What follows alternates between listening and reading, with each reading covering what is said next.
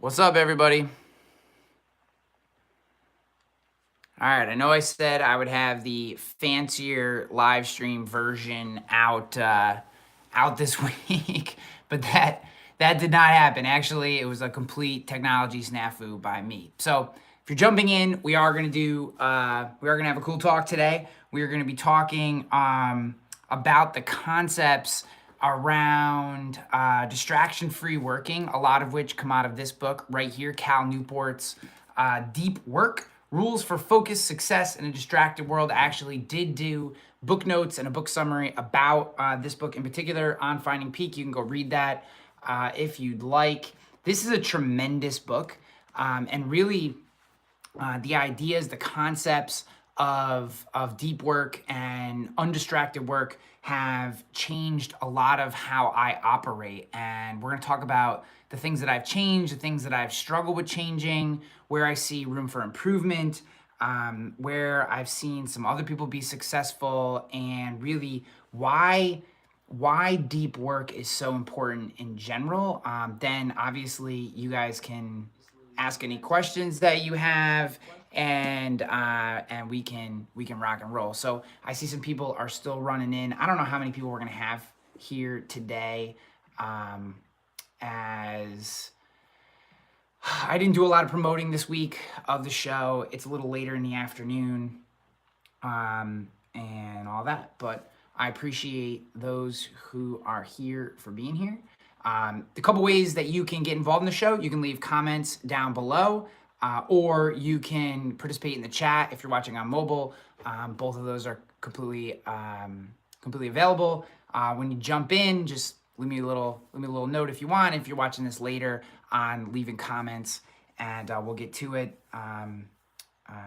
Yeah, so that's basically it. I've had a very busy day, and actually I thought I would have the really cool using my DSLR, which would kind of come right over the top of the screen, so I wouldn't have to look over here and look over here. I thought I'd have all that set up for the show, and then it all kind of fell apart at the last second, and I had to throw the cell phone back up. So that has me a little discombobulated, but hopefully you'll bear with me for just a second. So, okay, so let's get to this whole concept of deep work. I had wanted to read this book for a long time. So I have been a subscriber to Cal Newport's blog for a long time.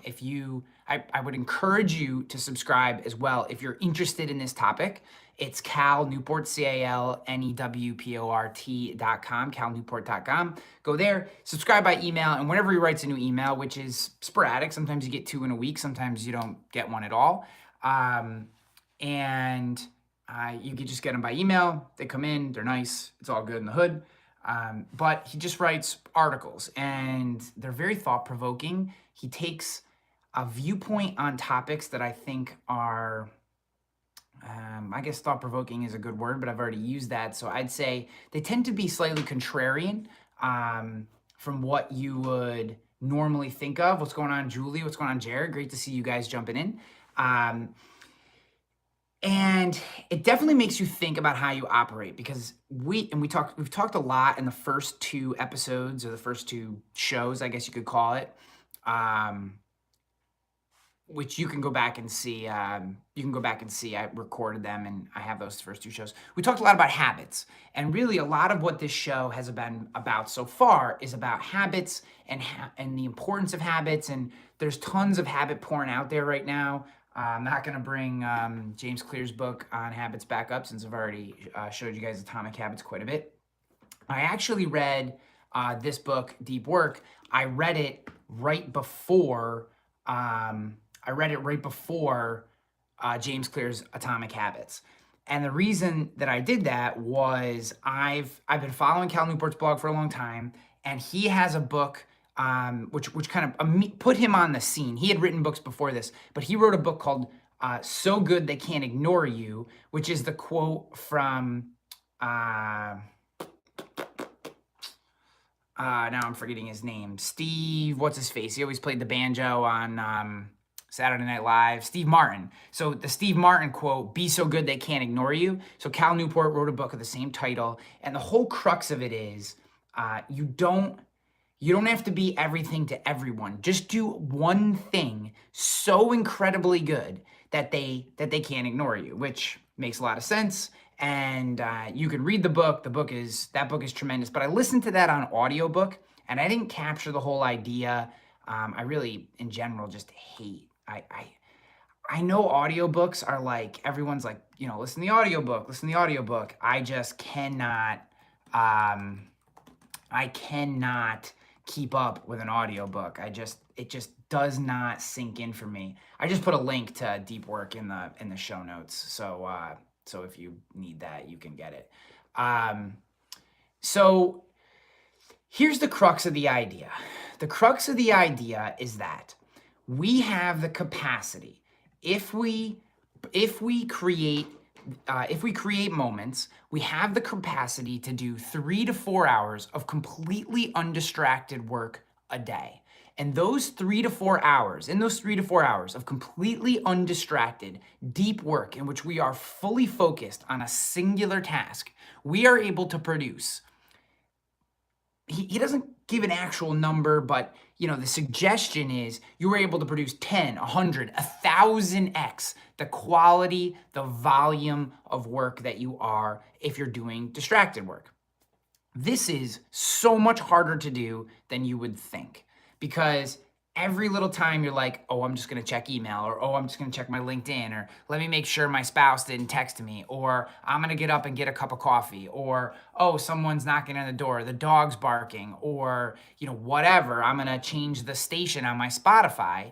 You are taking your brain out of one task and focusing it on another. And then when you bring your brain back to a task, you have essentially you've essentially lost that deep focus. Now, there are some conflicting ideas, and he addresses some of these around the amount of time that our brain actually has to invest in a singular, in one given period of time. So a lot of, there's a method, which I'm forgetting the name of, and I meant to research. I will find it. There's a method where you spend 20 minutes on a task, 10 minutes off, 20 minutes on, 10 minutes off, 20 minutes on, 10 minutes off, or 25 and 5. You can kind of vary the times. And that's okay to do that if it's calculated in that period of time. Just understanding that anytime you flip from one task to another, there's attention residue. There's a part of your brain that struggles to make that transition from I'm focusing on this thing to I'm focusing on the next thing. Okay, and that's the whole core concept of deep work. And I'm going to read a couple quotes to you here. One of the things that really struck out to me was the idea of the deep work hypothesis, and that is the ability to perform deep work is becoming increasingly rare. At exactly the same time, it is becoming increasingly valuable to our economy. I think this is an important concept, especially for some of the conversations that we've had around overusing social media, around, being everything to everyone, about creating content and having to be on every platform. The ideas of, do you have to do a video show and blog and do a podcast?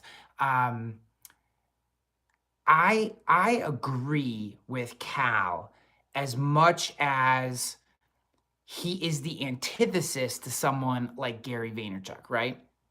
So Gary, now again, Gary's going to pay a 20-person staff to make sure that he's putting 20 pieces of content out on every platform every day, and it's all original content and all that stuff. And then it's a tremendous philosophy if you're willing to do that.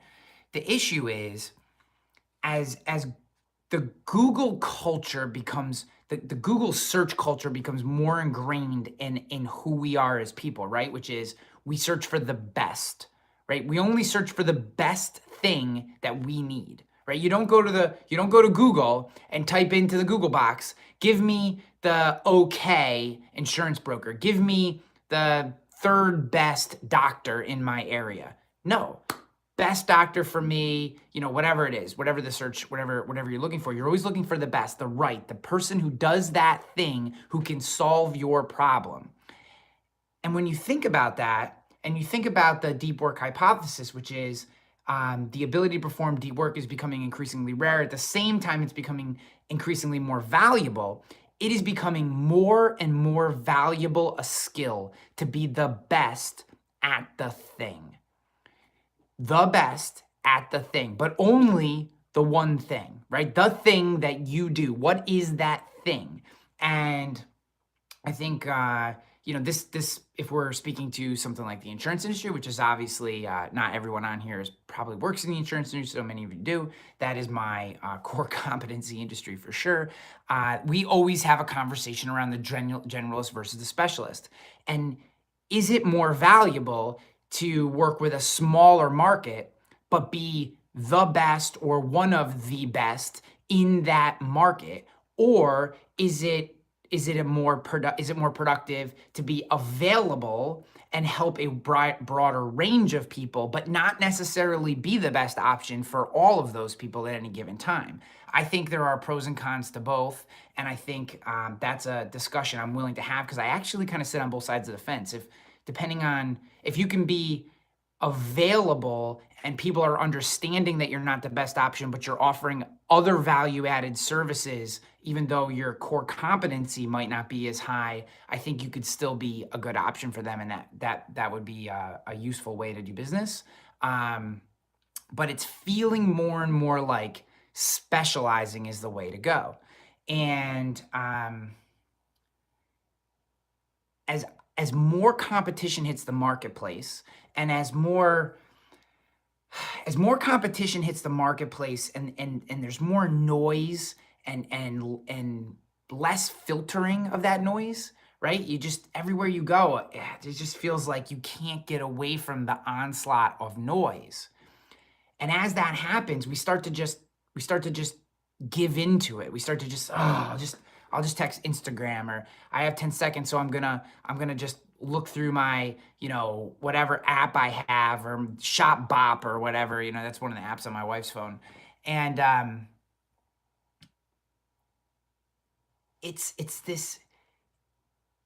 just feels to me that even though that feels like the easy path, that feels like the path that gets us, that we get the most initial momentum, it is not the long path. Right, I'm reading Seth Godin's book. I don't have it down here. Actually, I have a cover. This is Marketing, his new one. I'm like almost done with this. I've been reading it in the morning this week when I wake up, and I just haven't been in the mood to write in the mornings, so I've been reading instead, which I think is a solid alternative. And he writes hard work, easy life, easy work, hard life. And I was like, wow, there's a really easy way to drill down into all your core self-esteem of doing the wrong things. So I started questioning, and a lot of this came when I left Agency Nation. I did a lot of soul searching and starting to think about what I wanted to be, who I wanted to be, how I wanted to move my career forward, all that kind of stuff. I felt, one of the things in leaving Agency Nation, one of the things that I was unhappy with at the time, that had nothing to do with the company, it was a failing of myself, was I was very distracted. I allowed meetings and tasks that I shouldn't be doing and all this stuff to get in the way of the maybe 2 or 3 tasks that I knew I personally, if I performed them, drove the most value for the company. And I didn't like that, right? I didn't like that I allowed myself to be overwhelmed. So I took on this book, Deep Work, and I bought into this this deep work hypothesis that, okay, I buy this. I buy that less people are taking the time to be really friggin' good at something. Less and less people are doing that. But the few people that do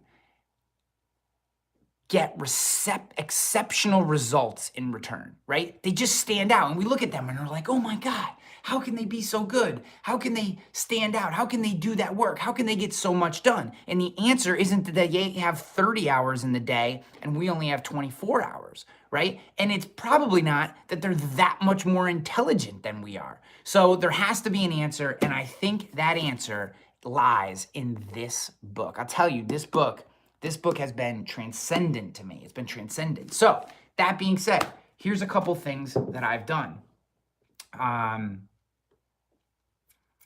The very first thing that I did was I stopped bringing my computer upstairs. And let me explain that. And I see we got a really good question here from Jill Roth, and I'll get to that in a second, Jill. So let me describe what that means. So you guys can see where I am. This is my office downstairs. So I have kind of a whiteboard, and I don't know if this makes sense. I'll kind of walk around, but it's so here I'll just give you a little show. I've never done this before. So this is actually our downstairs. It's a big open space. It's filled with toys, as you can see. It's like a kid's playground. And this is like the romper room. So we keep our upstairs fairly nice. And anytime the kids get rambunctious, we send them down here and they can just blow the place up, which is exactly what it's for. Someday this will be a nice like man cave. Today it's just the kids' playpen basically. And I have to walk through the playpen to get to my office, which is this space right here. So this is really like we'll call it creation cave to a certain extent. I have the studio back there, which you can see, blue backdrop or purple backdrop for Bold Penguin. I also just think purple's kind of gangster. Got over here, I have like all my, it's kind of wonky little table full of camera gear. And then this is my setup here where you can see I was trying to set up a gangster live stream that didn't work. But I have my monitor and all my stuff and my Bills gear, and this is really my space. And what I used to do was I would work down here during the day, or what ended up happening more often was I would work upstairs. I have this awesome space down here that's all mine, and it's kind of got sound blankets up. So, when I'm doing stuff in here, this is kind of my space. And I would work upstairs at the kitchen table. And if you guys watched any of the earlier episodes of, I can't say the show anymore because it's been trademarked by Agency Nation, and they will come after me if I say that. So I probably shouldn't have said that in public. So they, then I used to do that other show for Agency Nation. I would do it from like my kitchen table upstairs, and you probably saw some of those episodes. And I was like working upstairs, which isn't even a comfortable place to work when I had this great place down here. And my computer would always be out. It would always be out on the kitchen table. I was constantly distracted. There was no clear delineation between work time and family time. I would like play with my kids for a minute, and then I'd run over to the kitchen table and be like answering emails or something crazy, posting something to social media. And it just created fuzz up in my brain. I just constantly had this like buzzing fuzziness going on in my head, and it was terrible actually. It was really, really terrible because I just felt constantly overwhelmed. And one of the very first changes that I made to my life after reading Deep Work is I brought my computer downstairs. I committed to doing work. Work happened down here. This is my office. This is where I do work. And the rest of my life happens in the rest of the house. So when I wake up in the morning I usually get up around 4:40. I come down here, and lately I've been reading. Like I said, I've been reading this book because I haven't been into writing for whatever reason. It just happens. So I just have been reading. I'll just sit in this chair with my cup of coffee and I'll read, maybe throw some classical music on or whatever. I've been into Bach lately for some reason. Doesn't matter. And that's what I'll do. And then, when the kids wake up, I kind of shut this space down, grab my cup of coffee and my phone, I head back upstairs, and then that's family time. I've now created a clear line. When I cross that doorway, I'm not working anymore. And what it has allowed my brain to do, what I've trained my brain to do, is create a clear, this is a workspace, that's not a workspace. This is where I focus. I don't think about what's going on outside of, as much as I can. I don't think about what's going on outside of work. I I put my music on. I can't hear what's going on outside the house. This is a space for me to focus and do deep work. Like my monitor is right here, my computer is here, anything I need is within arm's reach, so I can do my research, I can pull books in if I'm referencing something for an article. I got a nice big monitor so I can, if I'm doing video work, I can focus in on that video work. I'll turn, and that really has creating those clear separations between work and home, especially for someone who works out of their home the vast majority of the time, has been a game changer for me, a game changer. Like you would think because I wasn't doing work at the kitchen table in between playing, card games with my son that I'm getting less done, but it's not the case.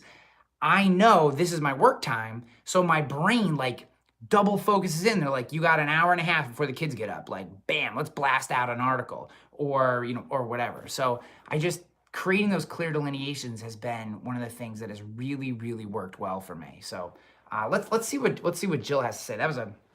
Wasn't planning on giving you guys a tour of the office, but that was fun. All right, so Jill says, everyone can sense when you're not giving 100% of your attention. Could be the greatest skill set I've learned. Live in the moment, both at home and at work. Key concept of this book.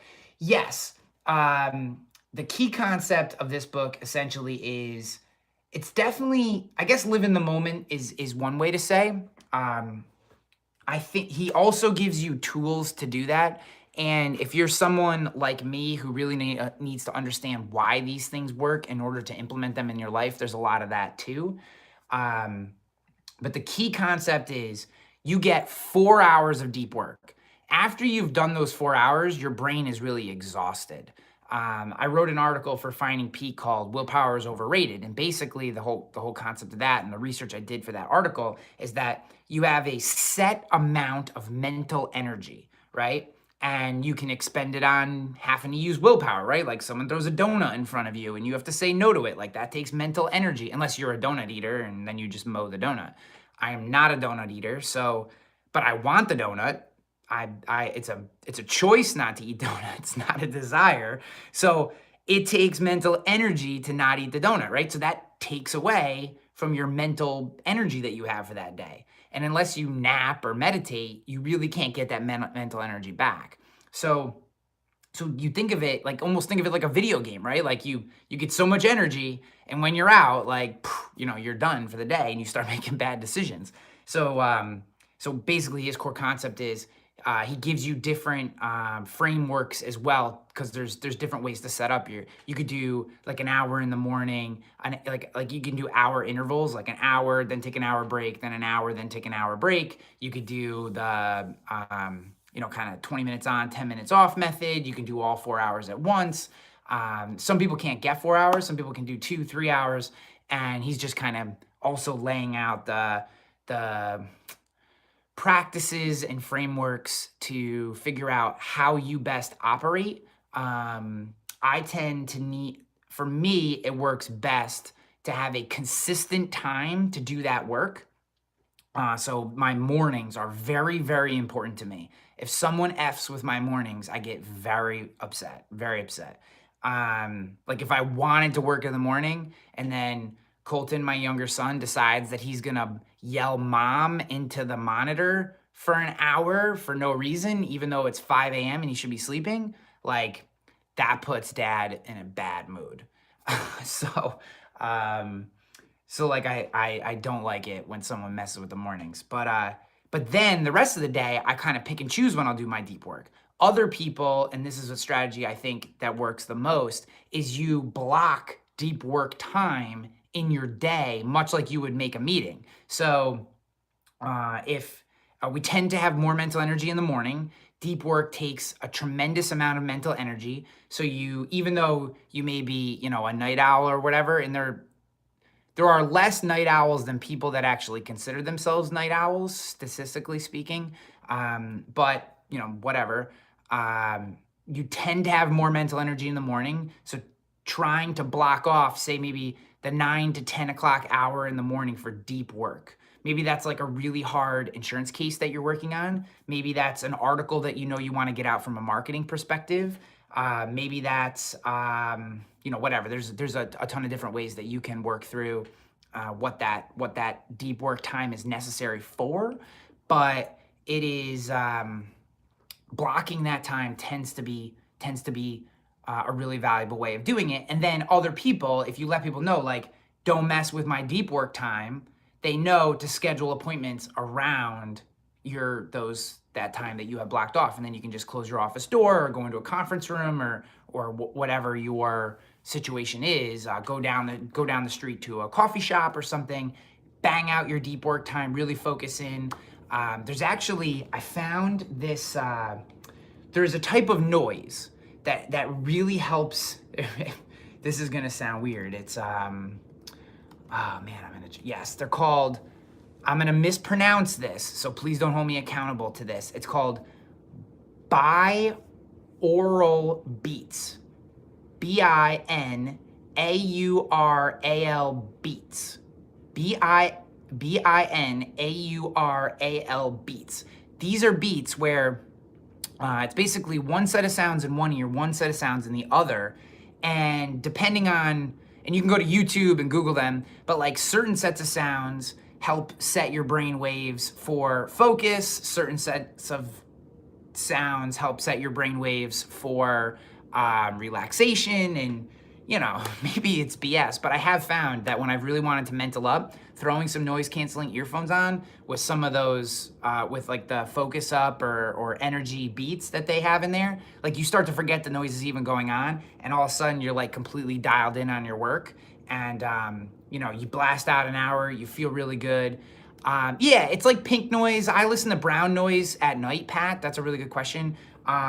The key to these is that the sounds are different in your ears. So that what comes out the right is slightly different to the left. That's the key to this particular thought process. These, again, I wish I knew how to pronounce them, but it's binaural beats. If you Google that or you go to YouTube and you put those in, you'll see there's tons of these that you can listen to on YouTube. I'm sure there are other places too.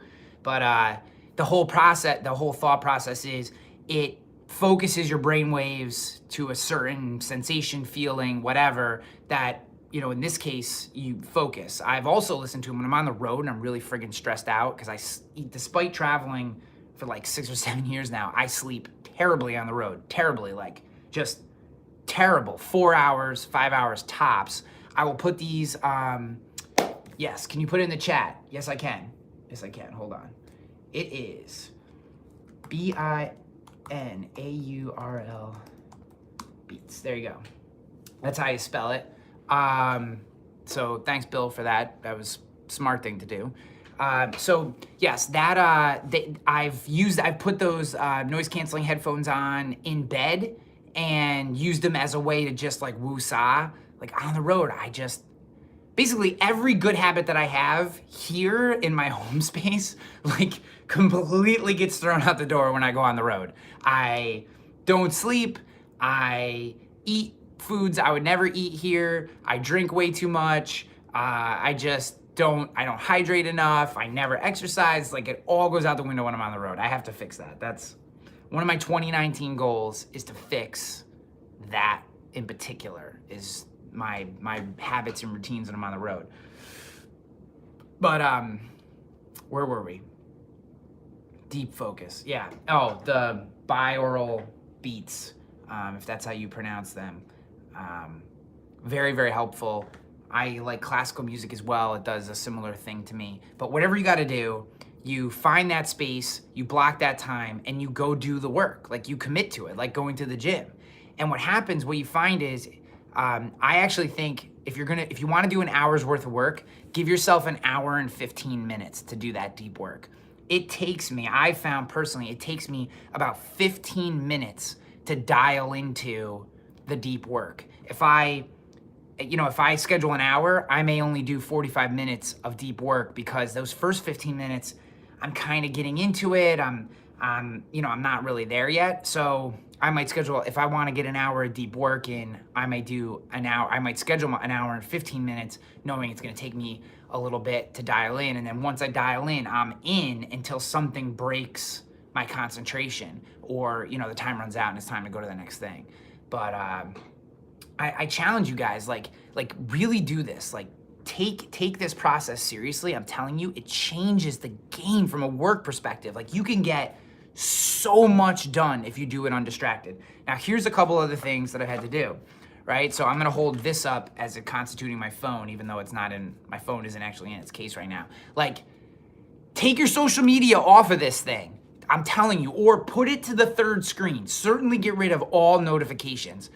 I've removed Facebook from my phone, and I'm going to remove LinkedIn. I put it back on there, and I'm like, I wish I didn't do that. And truthfully, I have Instagram or Twitter back on there too, and I kind of wish I didn't have Twitter. I keep Instagram because, when I really need an escape moment, Instagram is so good. And plus, I kind of like Instagram, but I also hate it because it's so time sucking.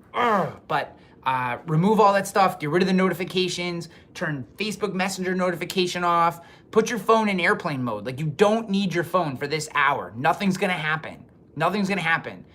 We all survived as a species for hundreds of thousands of years without notifications on your cell phone. You can put your cell phone in airplane mode for an hour to do some deep work. So you put your cell phone in airplane mode, you turn off the notifications. If you get the notifications in the upper right-hand corner of your computer, turn that shit off.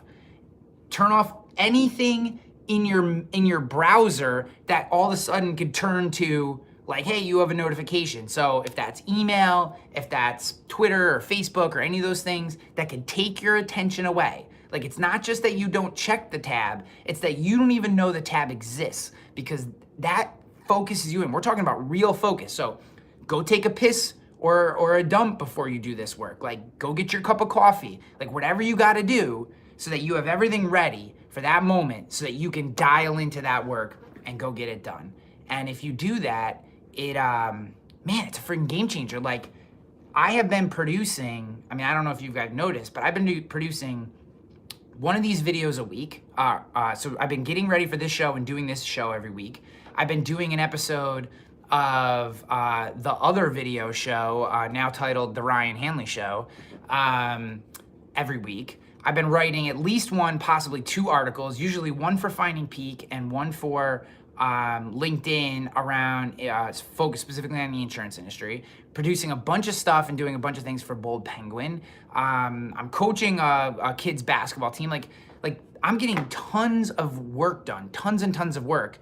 And I'm usually done working, only because this is when my family gets home, by 4:30. Like, I'm done working by 4:30. I get up obviously I get up early and I do work too, but that's it. Like 5 o'clock, really, I start working. I'm done working by 6:30. Family time from 6:30 to 8. Then I work, 8 to 3:30. I go to the gym from 3:30 to 4:30, and then it's family time. I usually maybe do another half hour or something in there.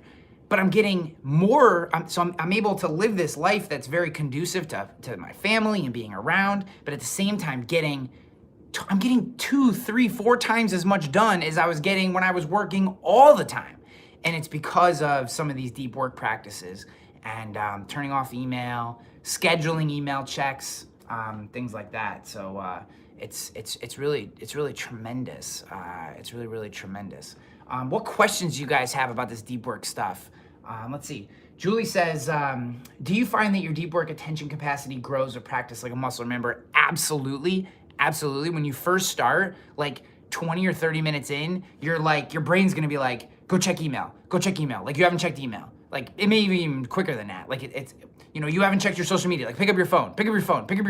Like, you need another cup of coffee. Like, your brain is gonna start telling you all this crazy stuff because it's not used to going that deep for that long.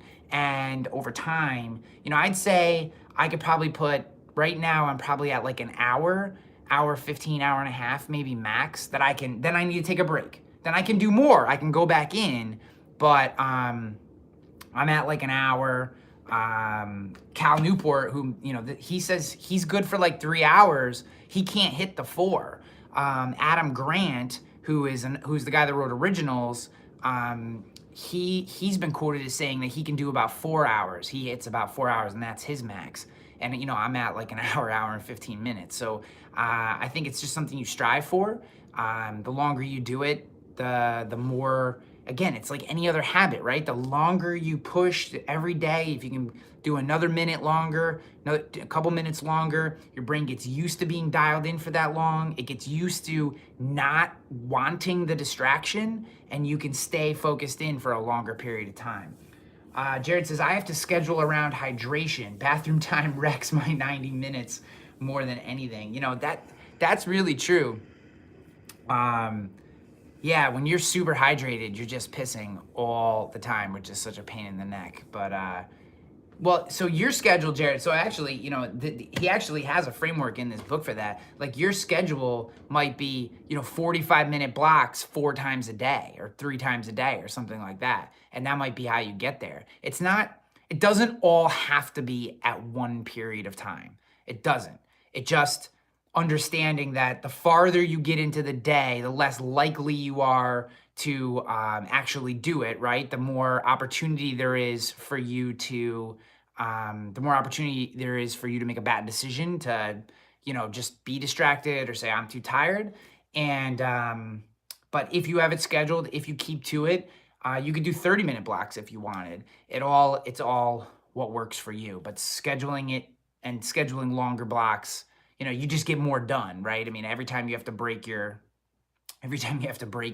attention, again, there's that attention residue issue. You have to bring your attention back. So if you want to do 30-minute blocks, really you probably have to schedule 40 minutes because it's going to take you 5 or 10 minutes to drop into that deep work cycle before your brain can really dial in. Now, I also think that the more practice you do on deep work, the quicker you get into deep work, so it doesn't take as long to get into that framework of mind. But it's still going to take a couple minutes, or at least it has for me. Like I can't just like sit down and wham, I'm on, right? I gotta sit down. I'll put my headphones on. I'll get my music going. I got my cup of coffee. Take a couple sips of that. Get my article up that I'm writing. Make sure my research is ready. Then it's like okay, engage, and now I can kind of focus in. Like I got to get everything set up. So. That's what I found. All right, let's see what else we have. Julie says, reading originals was a great exercise in attention span for me. Great book. But yeah, I agree with you. Like Adam Grant, incredibly smart dude. I actually really like a lot of the stuff he does on social. His Twitter feed and his LinkedIn feed are very interesting. His books are definitely like tough to read. Good thoughts. I actually enjoy the way he's a podcast. It's called Work Life, maybe. It's a TED sponsored podcast, but if you search Adam Grant, you'll find it. That podcast is probably in my opinion, his best delivery of content. He does a really good job with that. His books are definitely it just felt like 15,000 words too many. Like I felt like they could have chopped 15,000 words out of that book and it would have had the same impact, but it was very good. Let's see, Pat West said, I need to get over my FOMO with social notices. Yeah, bro, I'm with you on that. That's definitely not easy, but it's like, I get so mad at myself when I find myself scrolling through my feed at times when I shouldn't be, right? And I've really started to question the need for mobile social media, right? Like, why do I need to have social media in my hand at every moment? I don't, I've really started to question that. I won't say that I've deleted all my social media accounts yet, but there's a big pull on me to do that. I want to be more productive so that when I'm not working, so that I can free up both mental, like cognitive load, like mental energy, and just headspace or whatever for the time I'm with my family. Like it was a very, I did 15 gigs in 11 weeks this fall, which was awesome. I mean, my speaking game was pretty dialed in towards the end of the year. I felt very good. I saw Julie. Maybe she'll say I sucked. I don't know. But I saw Jared too. That was earlier. But I just felt very strong. I felt like the message was really on point. I felt like the delivery was very good. I was very happy with it. Man, I missed my family, and I hated I hated not being around them. I think I'm more than willing to give up some level of fame for or success for being home more. You know, I think it's a decision that I've struggled with, because if you're willing to get on airplanes, people will pay you more to do stuff. Like, that's just the way that it is. You need to see people. You need to be in front of people. That's a big part of it. Uh, but at the same time, you lose touch with things that are probably the most important stuff. So that's kind of like some very philosophical things that I've been dealing with. So I've been thinking a lot about how I can be more in the moment when I should be in the moment. And this deep work is really, really helping me to do that. Let's see. Julie says, solid presentation. I hope it was better than solid. That makes me sad. John Stewart says, hire someone to manage your social media. John, that's a very, very good point. I would probably do that except for their personal accounts. And I think outsourcing your personal accounts I just don't believe in that. Like, it's my voice. I'd rather not be as active on my personal accounts than hire someone to kind of try to take over my voice, I guess. That's just the way that I feel. Doesn't mean that it's right, but that's the way that I feel. I don't think, you should ever outsource your voice. Like, just don't be on them as much. People aren't going to miss you. Let's see. Tiffany Brooks, I'm new to the insurance industry, and my boss introduced me to the YouTube page. I've watched many videos and have gained a lot from them. I want to say a simple thank you for sharing. Tiffany, thank you. Thank you for being here. I appreciate you. I appreciate your note. You certainly didn't have to do that. And I certainly didn't know where you're going when I started reading that, so wasn't trying to humble brag with the reading of the note, but you made the right decision coming to the insurance industry. This is a great place to be. You're surrounded by great people, and if you want introductions to any other people that I think are doing wonderful work in the space, just reach out. LinkedIn's usually the best place. Julie Brindle's a great place to start. Jill Ross, a great place to start. Jared Bellman, basically anyone who's commented on this thread is a great place to start. Just surround yourself with other insurance professionals who are doing great work, and I'm telling you, it will rub off, and you'll be very glad that you made this decision. I'm so happy that you're here. Let's see, who else do we have? Derek Vanderwall. I think this video, Deep Work book, is especially pertinent to remote workers like myself. I need to read this book, and also good for valuing family overall. Dude, I could not agree more. As a remote worker, like, this is I enjoy working remotely to a certain extent.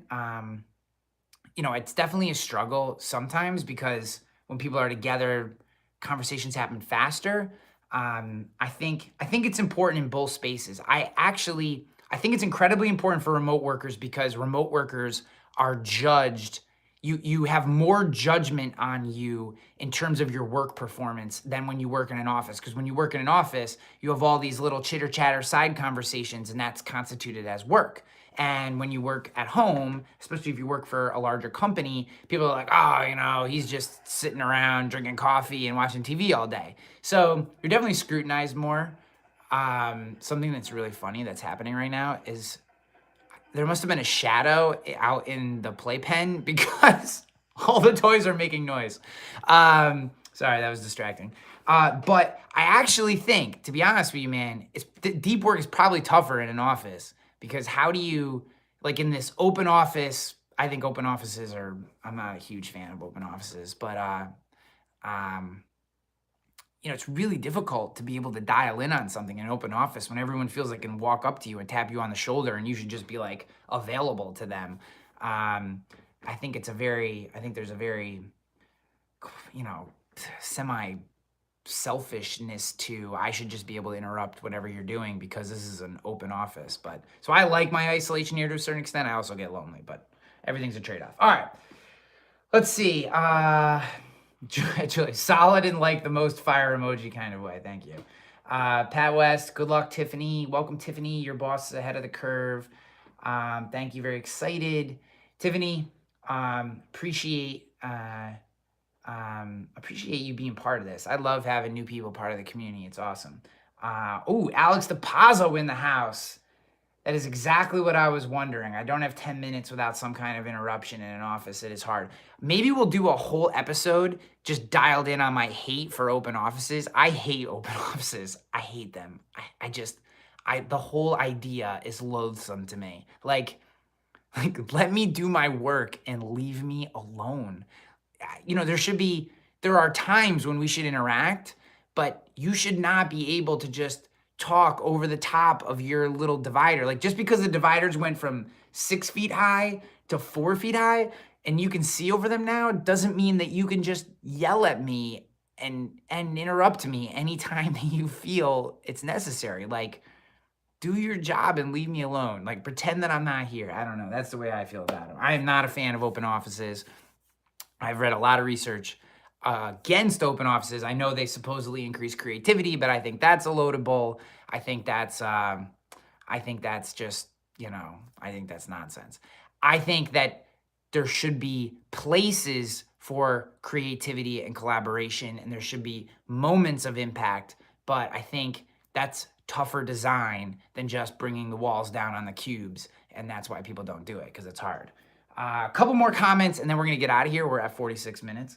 Olivia, yes, please. I have a door on my office and still face the same in-office interruption issues. Like, put a curtain over the window, lock the door. I used to have this sign when I worked at the Murray Group. I created a sign that said live video recording, even when I wasn't, and I would just put it on the front of the door. Because if you're live video recording, like, for some reason, people just won't mess with that. So if you just put, like, leave me, don't open or do not disturb, people don't give a crap about that sign. But you put live video recording, if they think there's like a chance that they're going to be on video or they're going to interrupt a video, they will not disturb you. So put a curtain over your window so people can't see what you're doing, and then put live video recording on the outside, and I promise you the interruptions will stop. Let's see. Jared says, someone needs to write a modern day office etiquette book. I'm sure there are many. I have not read any of them because I haven't actually worked in an office in a long time. Alex says, well, in my case, I wear a lot of hats. You probably do, brother. You probably do. I'd see you looking good in a fedora, like just kind of tilted down. I don't know why. All right, peeps. I love you guys. Thanks for showing up. Thanks for all the comments and questions. Next week, we have an interesting show. It's called Are Major League Baseball Players Replaceable? It's about a piece of research that I found where Bill James, who is like this, the most famous baseball researcher. He's one of the fathers of sabermetrics. He wrote this article where basically, like, if all the star baseball players left, we'd just replace them and it would be fine. It was really, really interesting. And the crux isn't Major League Baseball. The crux is, are all of us replaceable? And what does that look like in a world where data is becoming more and more important? And how do we, because his article had this huge backlash from Major League Baseball players. I don't want to give up the lead or whatever. I want you to show up next week. Next week's show is going to be at 12:15. But if you want, what I'll do is I will share that link with all you guys to next week's show, and I'll put a link to the article in the description so you can check it out early if you want. I think it's super interesting. I think it, even though he's talking about Major League Baseball players, question all of us as knowledge workers, as experts in what we do. So yeah. All right, guys, thank you so much. I love you. Thanks for being here. If you have any questions, leave them in the comments. Otherwise, I'll catch you on the flip. Have a great weekend. Peace.